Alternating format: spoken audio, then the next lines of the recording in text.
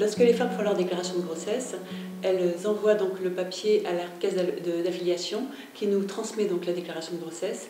Et à la suite donc de la réception de ce papier, nous leur envoyons le carnet de maternité et un papier leur expliquant l'entretien prénatal précoce. À la suite de cet envoi, un certain nombre de femmes nous contactent pour passer cet entretien prénatal. Et donc on les voit vers 4 mois de grossesse. Et celles qui n'ont pas passé l'entretien vers 4 mois ont la possibilité, avant la préparation à l'accouchement, donc de faire cet entretien. Nous orientons très facilement aussi les femmes, selon l'endroit où elles habitent, vers la sage-femme la plus proche. Donc ça peut être une sage-femme hospitalière, une sage-femme libérale ou une sage-femme de PMI. Nous pouvons, nous, en tant que sage-femme de PMI, également proposer l'entretien dans les centres médico-sociaux les plus proches de leur domicile et à domicile dans certains cas. Au sein de l'hôpital, en fait, les patientes sont reçues en entretien prénatal aux alentours du 4e mois. C'est un rendez-vous qui est en généralement pris par le secrétariat au moment, juste après la première échographie, donc à 3 mois. L'entretien est proposé et présenté par nos secrétaires.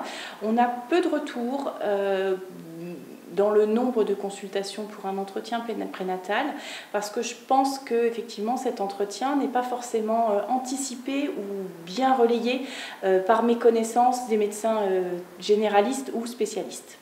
Habituellement, je reçois précocement des femmes qui vont au-devant de l'information et qui choisissent de venir voir une sage-femme libérale de manière très précoce, dès la déclaration de grossesse. Pour les autres, les plus nombreuses, viennent de manière très tardive, quelquefois après, bien après le 6e mois de grossesse, et l'entretien prénatal précoce est assimilé à la première consultation de préparation à la naissance.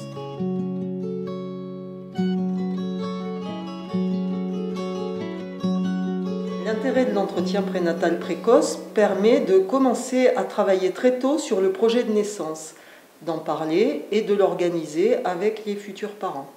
Quand on nous a demandé, il y a à peu près 2 ans, de commencer ces entretiens prénatal précoces, nous étions, nous sages-femmes de PMI, un petit peu réticentes parce qu'on avait l'impression qu'on faisait des entretiens déjà depuis tout le temps.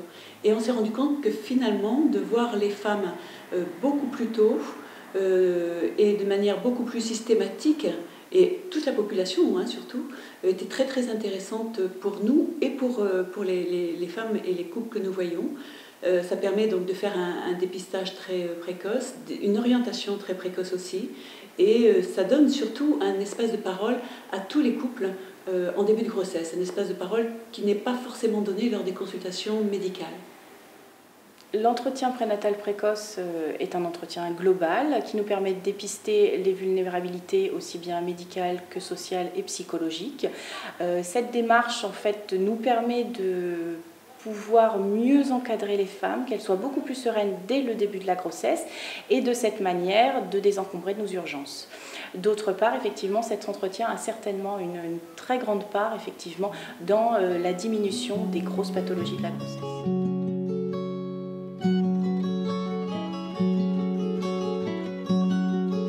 En Dordogne, toutes les sages-femmes qui pratiquent l'entretien prénatal précoce ont suivi une formation qui est d'ailleurs très très intéressante et qui nous permet donc de coter cet acte.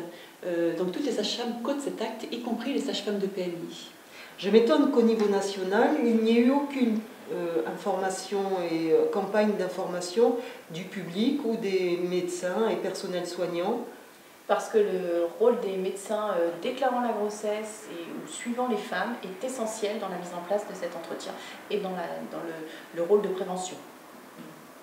En Dordogne, donc, la démographie médicale est quand même assez faible, surtout en milieu rural. Il y a peu de personnes qui suivent les femmes enceintes en milieu rural.